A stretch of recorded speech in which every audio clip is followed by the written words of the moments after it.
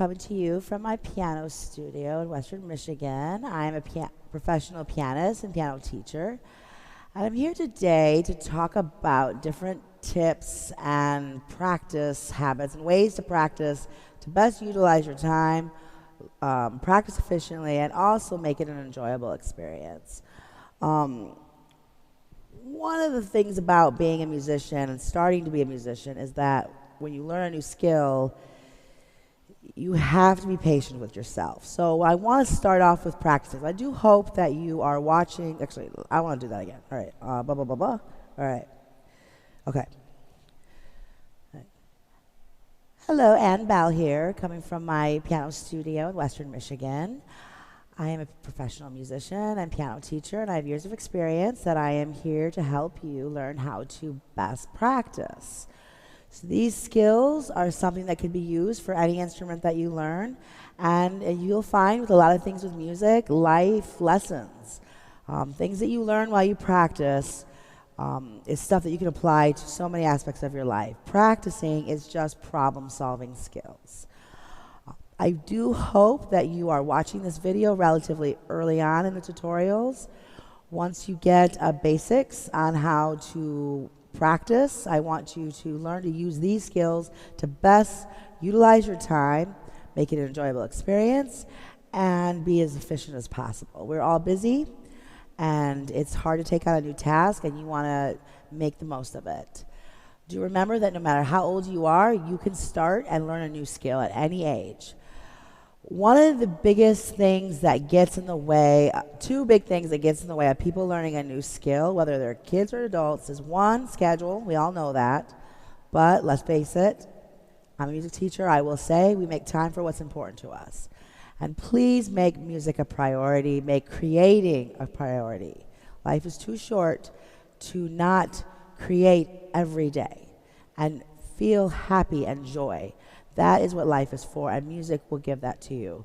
Just 20, 30 minutes a day of taking time aside from your life to sit down and learn a new skill, work your brain, be creative, enjoy beautiful sounds, learn songs that make you happy, will give you a more balanced and joyful lifestyle, I promise. So the other thing that usually gets in the way of learning a new skill is people are just too afraid to sound bad or suck, and that is something that's hard to get over. You have to not be afraid to sound bad, to make mistakes, to learn something new. You have to be patient with yourself, especially with adults. We're not used to learning something new. We want it right away. We want to be able to play songs right away. You have to be patient and let yourself start at the beginning, go slow, learn step by step, and then know that the end is in sight. Eventually, you'll get there. If you use these tutorial videos coupled with your daily practice, and I'm also available for FaceTime lessons. If you live close, we can do lessons together. It will not be a waste of your time. So, to start off with practice, I have to put this in there. Practicing needs to be your solace. It needs to be a time where you feel successful and good about yourself. And this especially goes with little kids, parents. If you have kids practicing and they don't like it, it's because they don't feel like they're successful, they feel like they're bad at it, of course they're not going to want to practice. So a biggest part when you first start practicing is to be positive. Positive self-talk and self-love, I'm going to put a bit of heart, is the most important thing when it comes to learning any new skill, especially music. There's not necessarily good or bad. It is just different. Everybody comes to the table with their own life skills, life experiences, perspective, different sounds, how they hear music, how they hear the world. And even if you just started music, you can still bring to the table beautiful sounds that is your voice and is meant to be heard. It's not about showing off. It's not about being the best. It's about presenting your individual musical voice. It's important and it needs to be heard. And while you're learning this skill, you have to be positive with yourself. Please let piano or music be a no critical zone. When you practice, do not tell yourself you suck.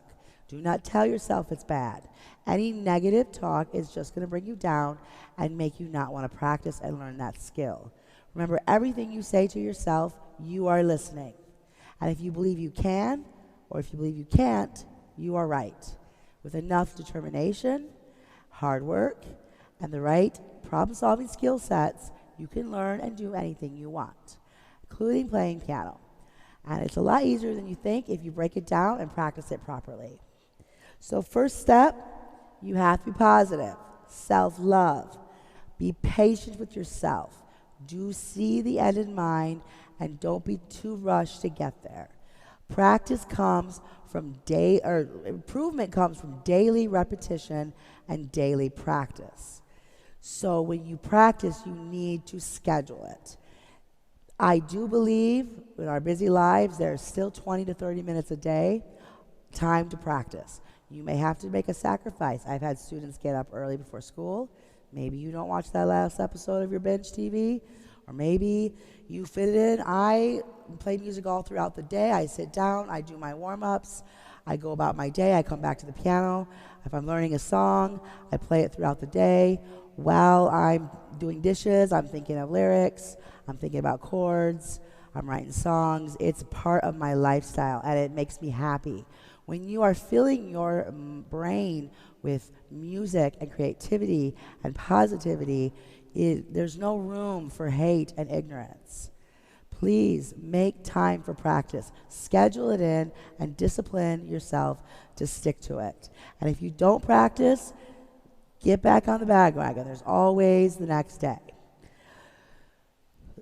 Now, you are a musician. So being a musician is pretty glamorous, like I always say. When you're a musician, you're better looking and cooler.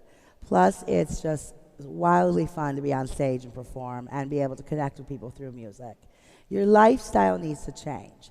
As I said before, as a working musician, I wake up with music on my brain. I warm up with my warm-ups. I practice a good 45 minutes to an hour a day just on technique. I go through the whole circle of fifths, scales, arpeggios, triad inversions, cadences. It completes me. It's my meditation. It's how I relax. It's how I let go of my reality and focus on being creative and enjoying beautiful sounds.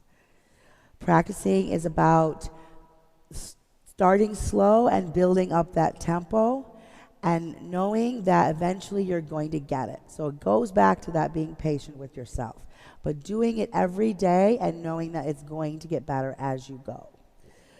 So now that you are a musician, you need to make sure that you fill your life with music. Music is a language. The more you hear it, the better you'll be able to learn it. Listen to music as much as you can. Go to concerts. Support local musicians. Go to shows. So you want to put on a show, you go to their shows, they're going to book you, and you all support each other. We will all have a more elevated and intelligent society with culture if people truly supported local artists, musicians. And make yourself a part of that scene. If you're learning a song, listen to that song as much as you can. Intently listen to it. Don't just have it in the background. Hear the textures. Hear what's going on in the different parts. One thing you definitely want to do when you first start to learn, and actually every day, is sing. So when I first start students, they're little guys, they have their first assignment sheet, the first thing they learn to do is sing.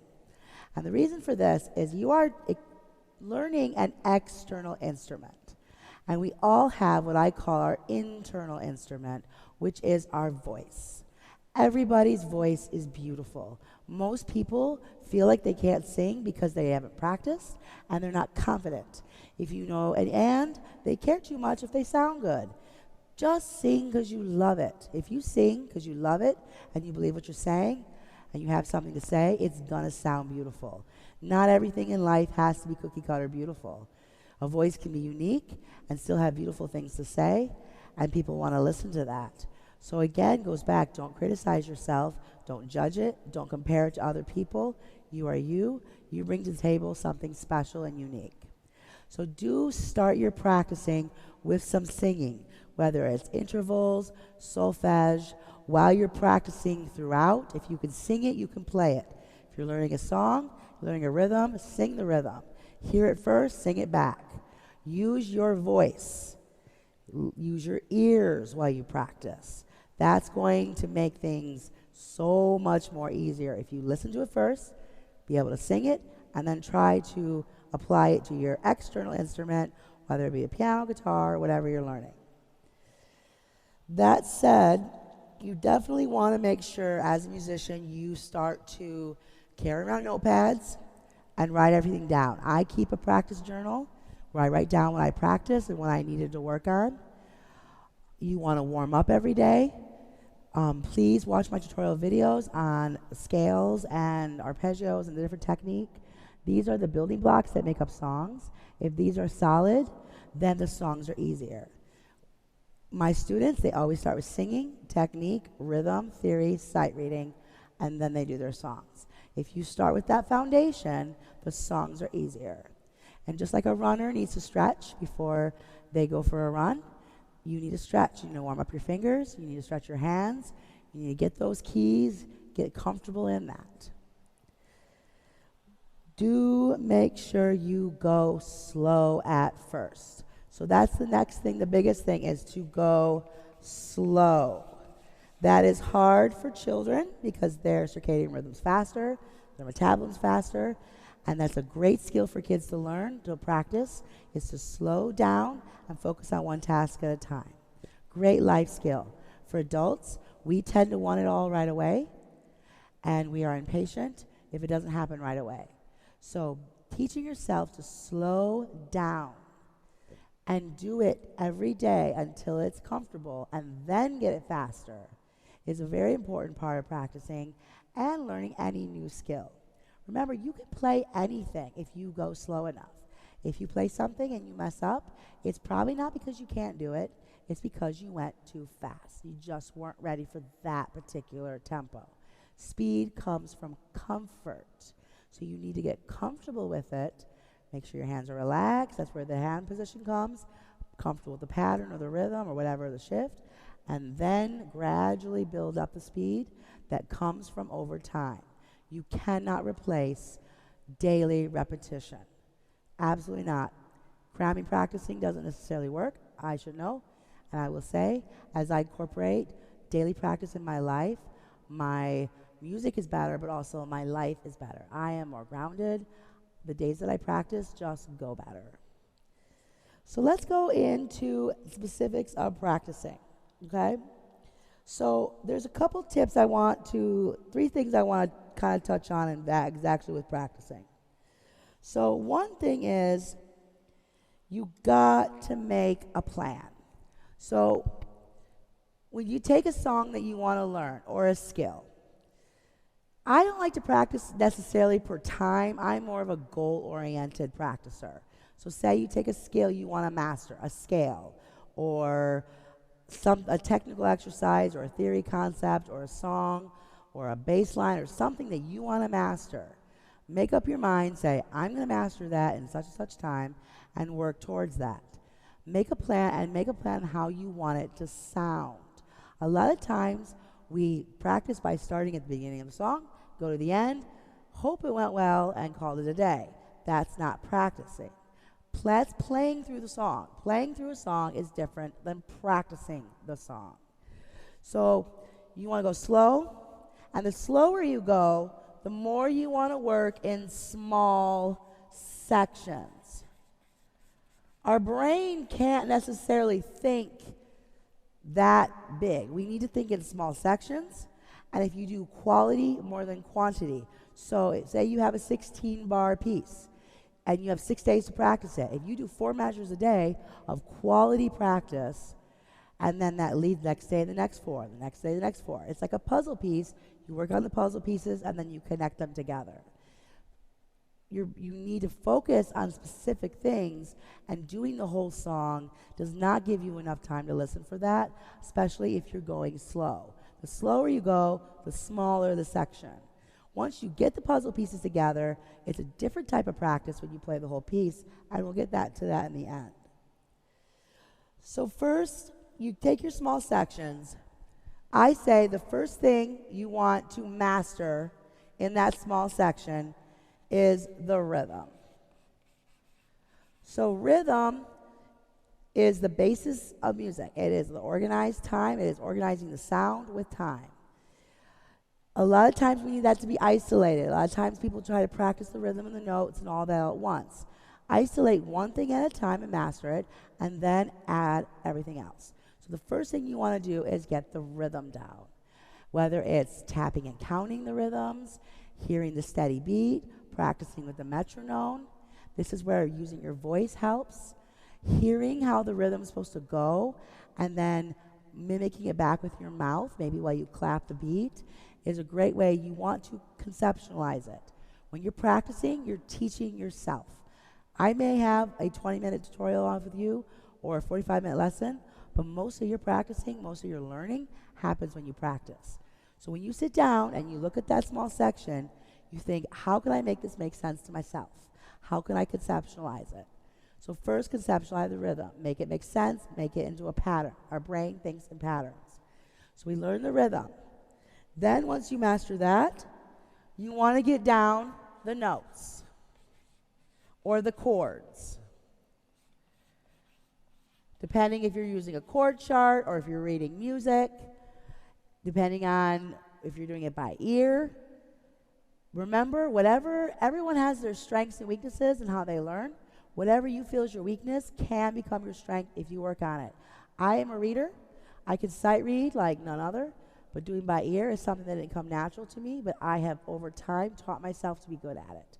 I am not as good as some of my friends who can just hear it and do it, but I can sight read, so I have got my strengths. So again, don't compare, don't criticize. You've got something special you're bringing to the table. If note reading is hard for you, read the notes, spell it, count the lines and spaces, spell the chords. Again, write stuff down. Always have a pencil with you. Write notes in your music. Try not to write note names, but you can write chords if you need to remind. If there's a note you keep missing, maybe circle it or write it out. Mark it intervals. That helps. From there, you really want to master the fingering and the shifts. So a lot of piano and other instruments, and my chalk stinks. See, life is full of mistakes. It's not the mistake, it's what you do afterwards. I keep drawing chalk. And you'll notice I make mistakes, but you got to keep going. And that is the important part of practicing and performing. So fingering, and what I refer to as the shifts, or the moves. So you want to memorize what it feels like to move. Say you're from here and you got to move up here. Practice that shift. When my kids first start piano, they start all over the keyboard, and before they play the song, they practice where they're moving to. They teach their hand and their brain and their ear and their eye and their voice what it feels and sounds like to do it correctly. Try to set yourself up for success. The more you do it successfully, the less time you have to do it incorrectly. Every time you do it incorrectly, you have to do it 5 times correctly to undo that. So always practice in your brain first. Make it make sense before you attempt to do it. So if you got the rhythm down, you got the notes down, practice the shifts, and practice the shifts with the correct fingering. Fingering helps you get to the next section with the right articulation, phrasing, and just get there, period. So if you need a shift with that third finger up there, work on that. A good way to practice fingering is by clustering. So say I have a scale passage. I might practice this and then this, and just practice moving my fourth finger where it shifts. Write in fingerings if you don't have it written in. If you don't have a teacher to help you with it, try to work them out yourself. I'm available for that if you have questions. Lastly, you want to get down, second to last, you want to get down the sound. So we always like baking the vanilla and the cake. The sound and the phrasing. Remember, everything we do has got to be musical and gorgeous.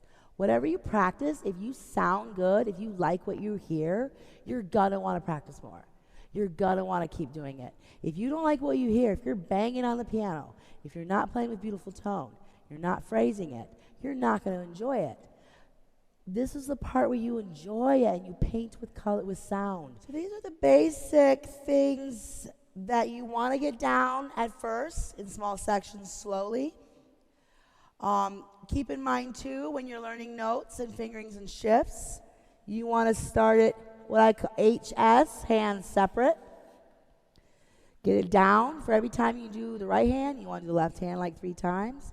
Left hand is the roots, and usually it's people's weak spot, especially if you're right-handed. So double practice that bass line. My teacher used to say, by your bass you shall know them. And it's true. He would make me memorize my Bach bass lines. Then you want to slowly put your hands together once that's comfortable. And there are tips on how to do that. The biggest thing is going slow and talking to yourself and really working it. You have to teach your muscles what it feels like to do correctly. So that's where making sure you set it up properly in your head first. Most practicing happens in our head first, then in our hands and our ears. So after you get all this down, the goal is to get, comfy with it. Master it. Oh, this chalk. So it's not enough just to do it a couple times and say, oh, well, I did it. No. Can you walk away saying, I got it. I know it. I mastered it. It's comfortable. And maybe it's comfortable at a slow tempo.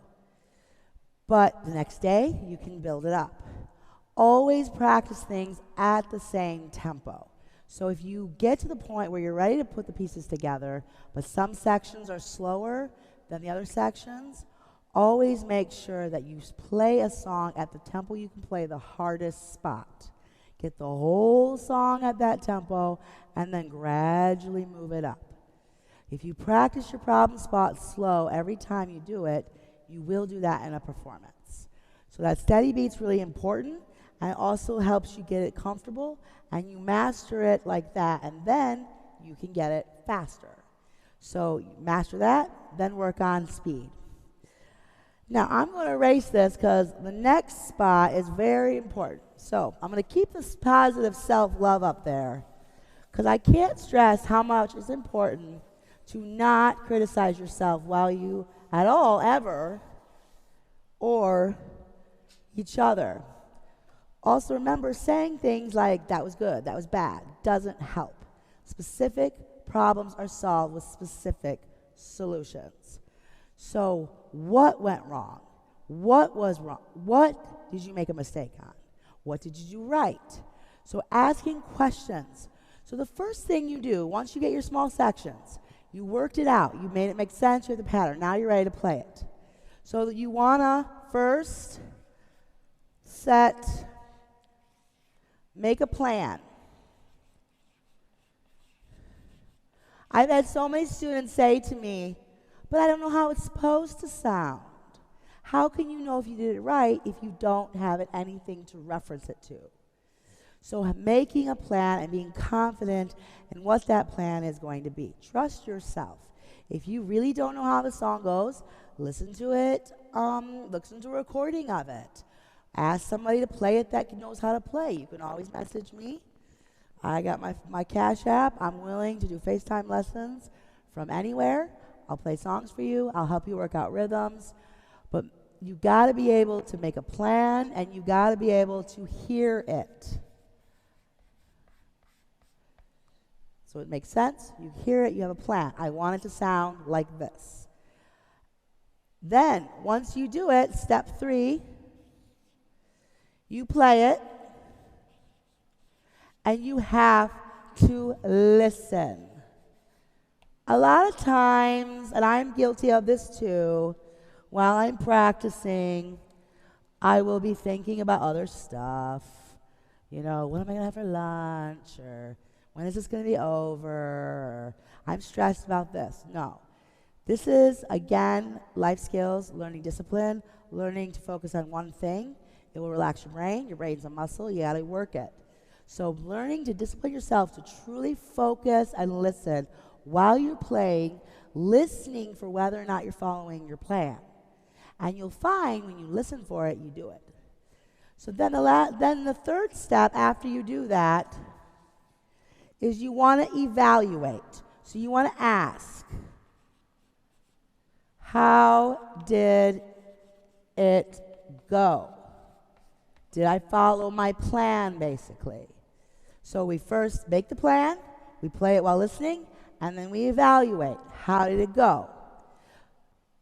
What I want you to incorporate after this is to name 3 things you liked. A lot of times playing music is 100 things that you're doing at once. We might make 1 or 2 mistakes, and we focus on that, and we put ourselves down. But we did like 10 or 20 things that were awesome. And when I hear a student, the first thing I do is point out all the good things they do. You're going to want to do this more if you feel good about it, if you feel successful. Point out your successes. Celebrate the things you did right. Enjoy the beautiful sounds you're making. You're supposed to be happy while you do this. Yes, it's hard.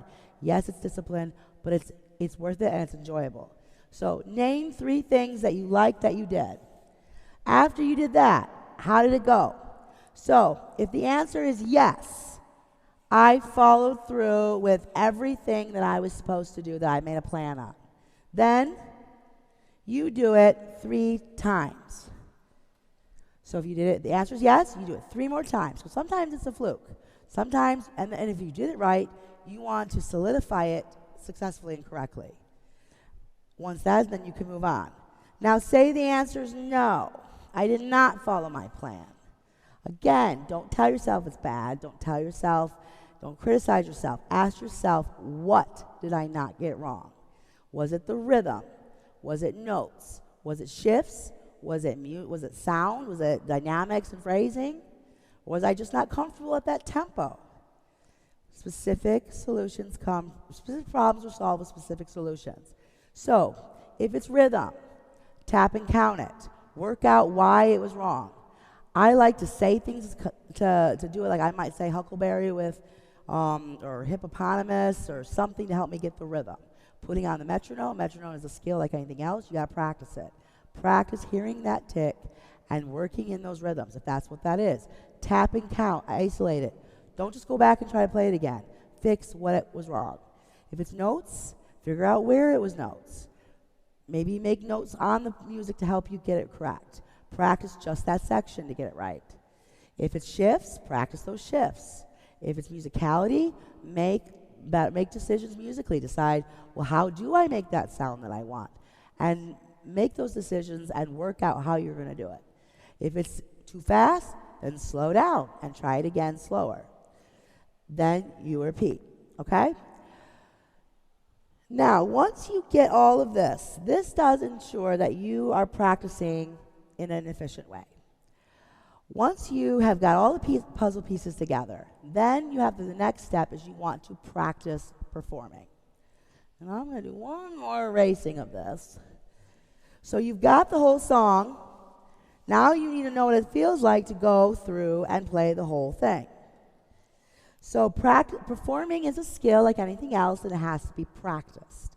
Do not play your songs first time in front of an audience if you haven't practiced performing. What are you thinking about? How do you set it up? What do you think about while you're playing? What do you do if you make a mistake? There's a million questions to ask. Staying positive is very important. I like to say to my kids and myself, H2T. Performance. You are an actor.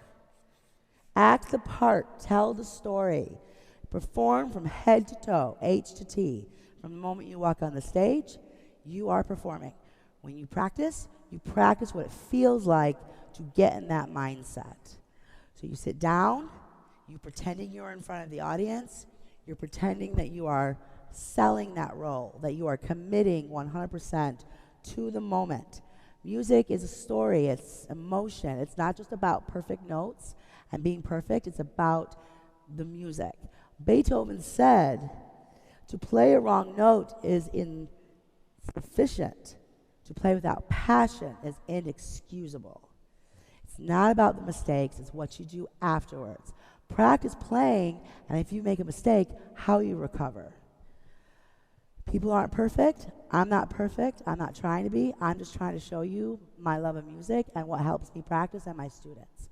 But I want you to sit down and practice these pieces, not trying to be perfect, but trying to give your voice out. Practice focusing. Again, don't let your mind wander and think about other stuff. When you sit down to perform, you can't change how prepared you are or not. Maybe you didn't practice at all. Maybe you practiced a bunch. But in the moment, you have to focus on the performance and not think about how much you practiced or not practiced. If you practice, you'll feel confident. But even if you didn't and you focus, you might still get it. And if you didn't, sell that story. People forgive mistakes if they're entertained. All right. So then, once you go to start the piece, a few more things. You want to make sure you do two things. Set the mood, set the tempo. You got to get ready for the song. So if I'm playing a song that's sad, I might get in a solid mood, think about the story, pretend like I'm that character. Then you gotta hear that pulse, what the tempo is supposed to be, and come into it. I had a teacher explain to me once that starting a song is not necessarily like starting a ride. It's like joining the carousel that's already going. The rhythm's already going. The sounds and the pitch is already out there. You're just going on. So you gotta hear it. You gotta hear that tempo. Then you take a breath and you start. When you finish the song, no matter how you do, you put your hands nicely on your lap and you smile. If you're uncomfortable, your audience is going to be uncomfortable.